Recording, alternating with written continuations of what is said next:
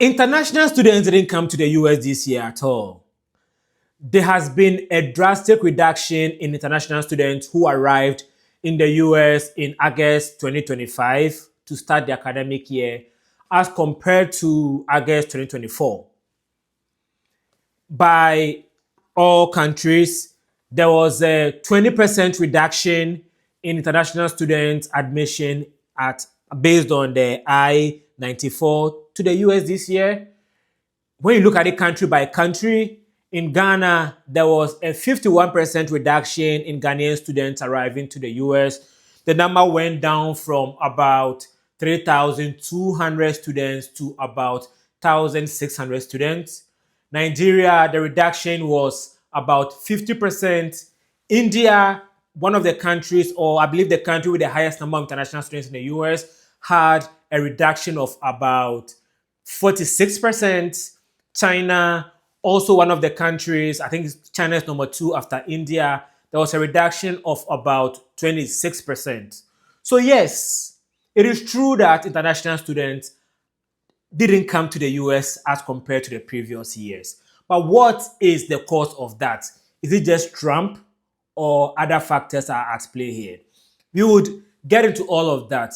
Before we do, my name is Nenebi Tony. I'm a Ghanaian writer who lives in the US. On this channel, I talk about foreign policy and trade related issues. So if that's something you are into, subscribe to this channel.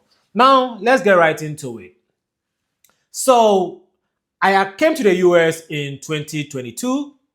I got admission to a school in the US in 2021, but I had to get my day scheduled in 2022 because there was no available date between about May 2021 when I got my admission to December 2021.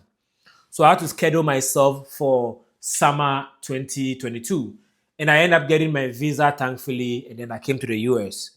But we've stopped talking about COVID, but COVID hasn't stopped dealing with us. Of course, COVID is no longer a pandemic, but the effects of COVID are still live with us. There has been reports that there is still a backlog of about 150 days to 240 days in visa scheduling. So if you are wanting to get a visa to the US, you still have between 150 to 250 days to get a scheduled date, which is still a long wait time. And the wait time started from 2020 when the world was on pause. And so people who were scheduled in 2020 were rolled over to 2021, which means that people who needed dates in 2021, like myself, were rolled over to 2022, and so on and so forth. So it is unclear how long the COVID backlog is going to be cleared, but I don't think we would clear the backlog before 2030. Yeah, the effect of COVID in 2020 is going to stay with us for at least 10 years. And if you add on the fact that we still have new, issues, I'll just put it that way, popping up every single day, it might even go beyond. So there is that backlog. Number 2, in May 2025 this year, the Secretary of State in the US, Marco Rubio, announced a freeze for international students who wanted to come to the US. The freeze was for new scheduling. So if you had your day scheduled before May 2025, it didn't affect you. But the freeze was to give the US time to come with a new policy. And the new policy they came with was for social media verification. So they came with a new policy that if you wanted to come to the US to go to school, you have to make all your social medias public so the US can verify what you said in the past. And so I believe that everybody who comes to school in the US know that the US visa process involve your, how do I put it? Some form of your social media account being perused. But it was announced as an official policy in July. So there was a 1-month break in scheduling.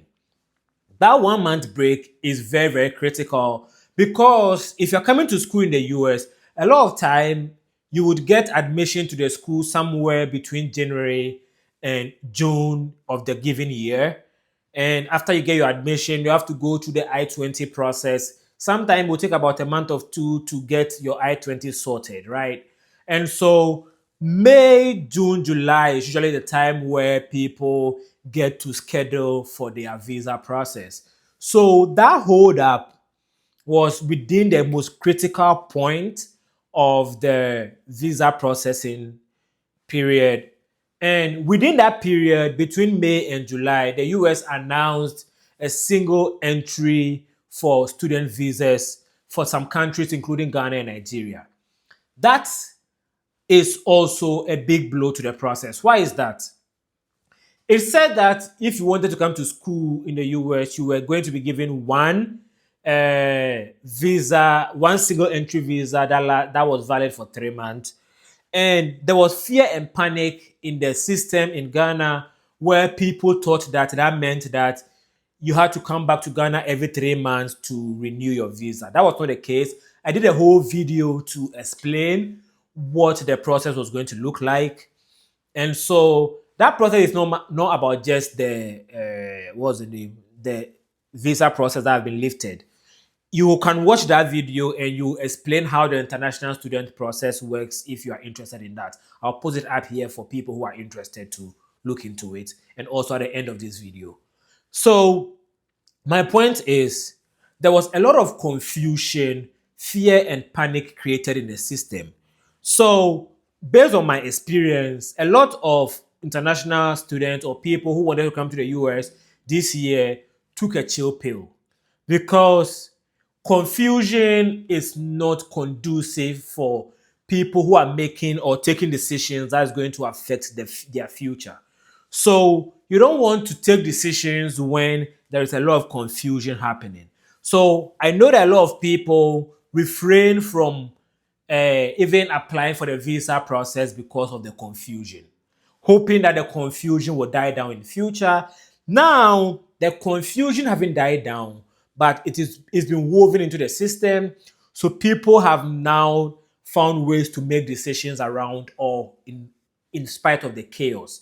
So probably the international student admission process will increase or number will increase in the next academic year. We don't know.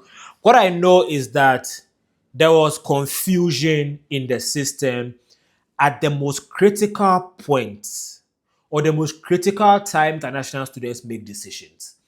May to July is the most important time of your international student travel process. Because that's when you start planning to leave your country to go to another country. So the uncertainty the Trump administration created in summer of this year is the main cause of the reduction in international students coming to the US. And I feel bad about that. For, you know what, I'll make another video where I'll explain why international students are important to the US economy.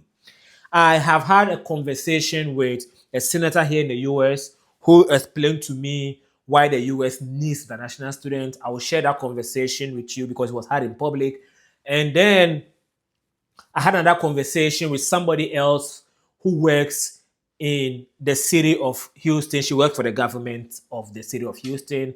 And she also explained why international students are important to the US economy. She gave a completely different reason from the senator. And both reasons are valid. So, and I'm going to make another video to explain both of their reasoning with you. So I'll talk to you a few hours after I post this video to explain why US needs international students. Thank you for watching.